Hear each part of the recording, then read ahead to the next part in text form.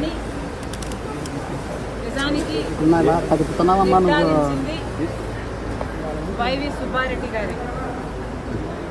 స్వయంగా వైవి సుబ్బారెడ్డి గారే హైదరాబాద్లో మా ఇంటికి వచ్చారు. మా ఇంటికి వచ్చి మా ఫోన్లు ట్యాప్ అవుతున్నాయి అన్న అంశం నిర్ధారిస్తూ మా ఫోన్లు ట్యాప్ చేసిన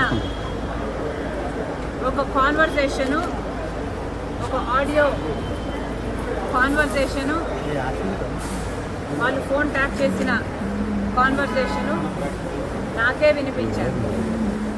ఫోన్ ట్యాపింగ్ అనేది ఎవరు చేశారు స్వామి?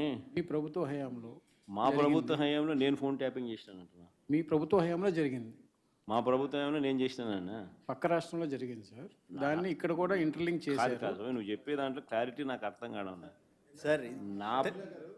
నేను ట్యాపింగ్ చేసినాను అంటున్నావా, లేకపోతే పక్క రాష్ట్రంలో వేరే వాళ్ళు ట్యాపింగ్